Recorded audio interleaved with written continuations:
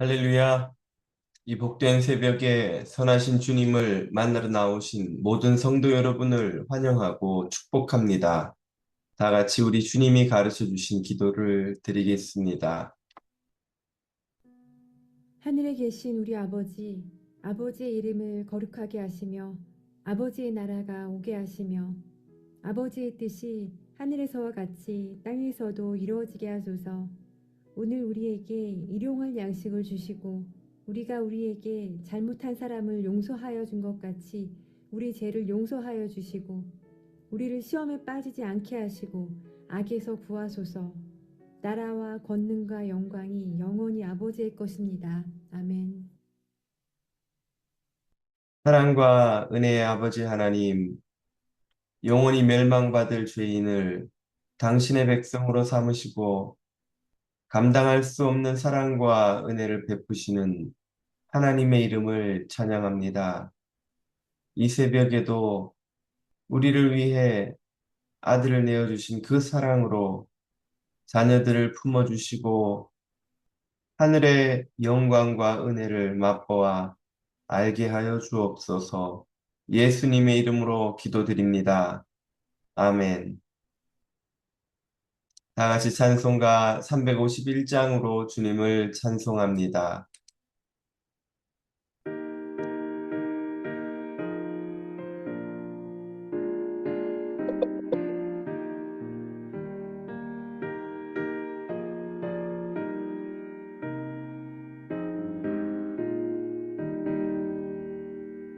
믿는 사람들은 주의 군사니 앞서가신 주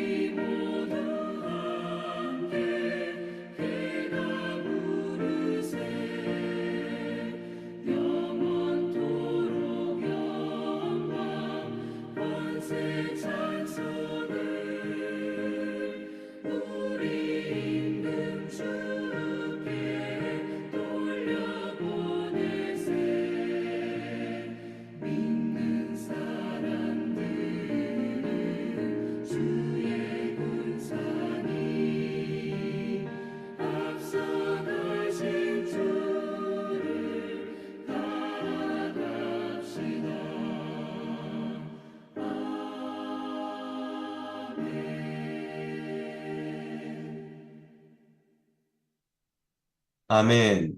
오늘 우리에게 주시는 하나님의 말씀은 역대상 27장 1절부터 34절까지입니다. 제27장.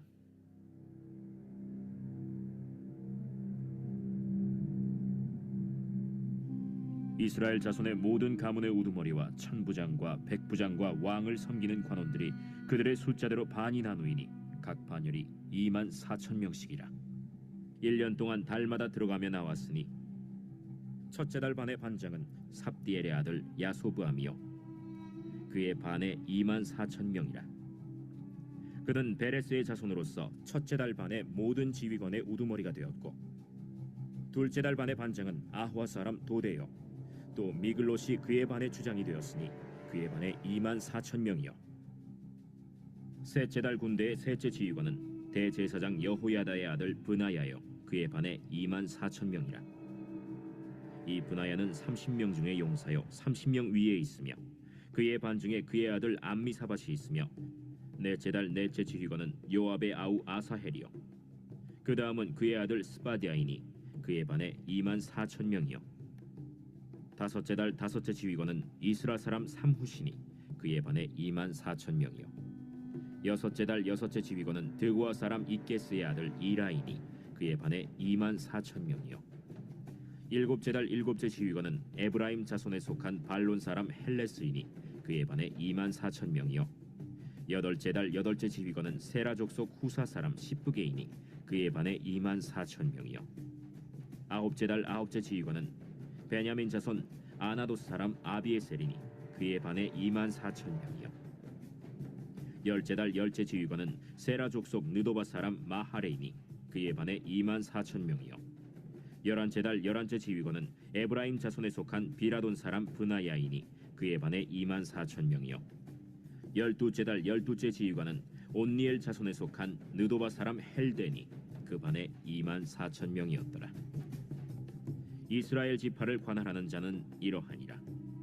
르우벤 사람의 지도자는 시그리의 아들 엘리에셀이요 시므온 사람의 지도자는 마가의 아들 스바디아요 레위 사람의 지도자는 그무엘의 아들 하사비아요 아론 자손의 지도자는 사독이요 유다의 지도자는 다윗의 형 엘리후요 이사갈의 지도자는 미가엘의 아들 오므리요 스불론의 지도자는 오바댜의 아들 이스마야요 납달리의 지도자는 아스리엘의 아들 여레모시요 에브라임 자손의 지도자는 아사시아의 아들 호세아요 므낫세 반지파의 지도자는 브다야의 아들 요엘이요 길르앗에 있는 므낫세 반지파의 지도자는 스가랴의 아들 이또요 베냐민의 지도자는 아브넬의 아들 야시엘이요 다는 여로함의 아들 아사렐이니 이들은 이스라엘 지파의 지휘관이었더라. 이스라엘 사람의 20세 이하의 수효는 다윗이 조사하지 아니하였으니 이는 여호와께서 전에 말씀하시기를 이스라엘 사람을 하늘의 별같이 많게 하리라 하셨습니다.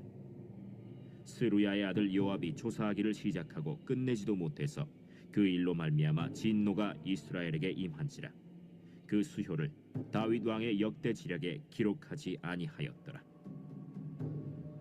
아디엘의 아들 아스마웻은 왕의 곳간을 맡았고 우시아의 아들 요나단은 밭과 성읍과 마을과 망대의 곳간을 맡았고 글롭의 아들 에스리는 밭가는 농민을 거느렸고 라마 사람 시므이는 포도원을 맡았고 스밤 사람 삽디는 포도원의 소산 포도주 곳간을 맡았고 게델 사람 바알 하나는 형야의 감람나무와 뽕나무를 맡았고 요아스는 기름 곳간을 맡았고 사론 사람 시드레는 사론에서 먹이는 솥대를 맡았고 아들레의 아들 사밧은 골짜기에 있는 솥대를 맡았고 이스마엘 사람 오빌은 낙타를 맡았고 메로노 사람 예드야는 나귀를 맡았고 하갈 사람 야시스는 양떼를 맡았으니 다윗 왕의 재산을 맡은 자들이 이러하였더라. 다윗의 숙부 요나단은 지혜가 있어서 모사가 되며 서기관도 되었고 학모니의 아들 여히엘은 왕자들의 수종자가 되었고 아히도벨은 왕의 모사가 되었고 아렉 사람 후세는 왕의 벗이 되었고 브나야의 아들 여호야다와 아비아달은 아히도벨의 뒤를 이었고 요압은 왕의 군대 지휘관이 되었더라.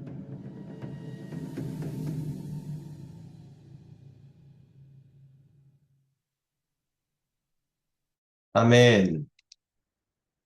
국가는 국민을 어떻게 대해야 합니까?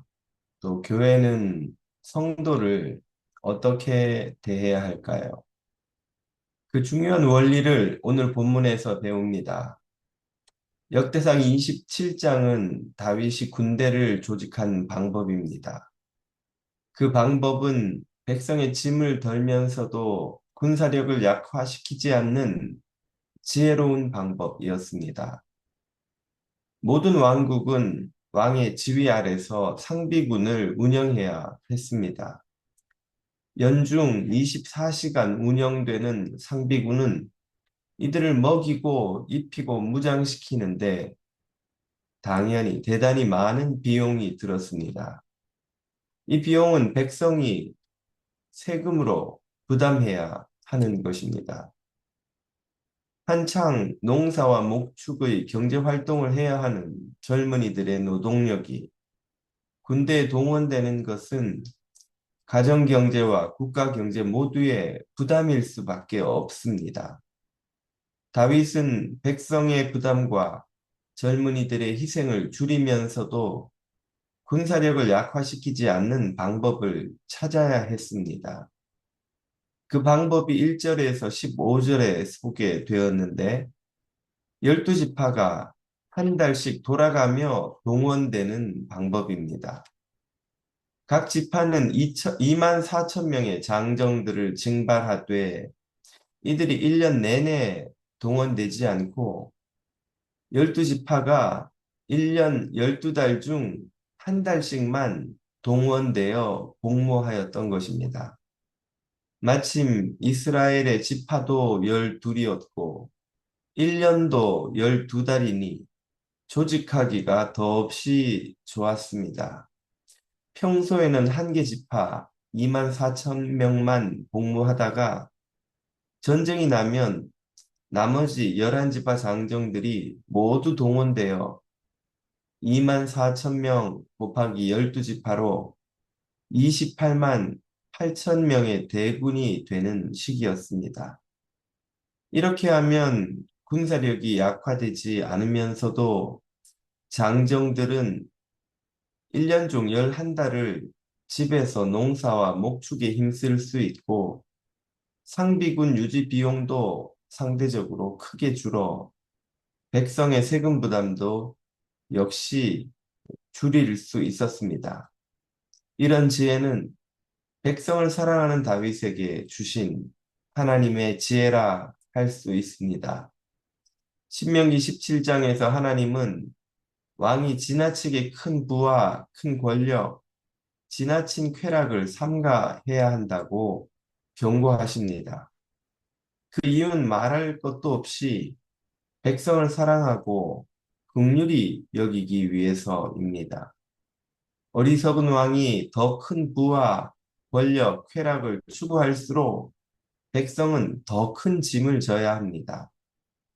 부와 권력의 생리는 왕과 귀족의 마음을 빼앗아 마침내 백성을 착취하고 압제하는 데까지 이르도록 몰아붙이기 마련입니다. 안타깝게도 이스라엘의 남북 왕국의 역사는 소수의 겸손한 왕과 다수의 어리석고 탐욕스러운 왕의 역사였고 이것은 역사상 어느 지역, 어느 왕국도 예외가 아니었습니다. 이것이야말로 왕정을 여호와 하나님께서 그토록 경계하신 이유입니다.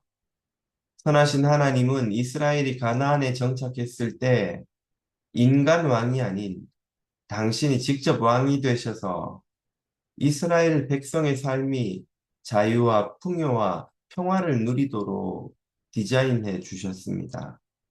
이스라엘은 율법의 명령을 쫓아 모든 백성이 자신의 지파와 가문에 속하여 고대로부터 지금까지 항상 가장 중요한 생산 수단이었던 땅을 소유하는 자유민으로 부족함 없는 자유와 풍요를 누리도록 디자인해 주셨던 것입니다.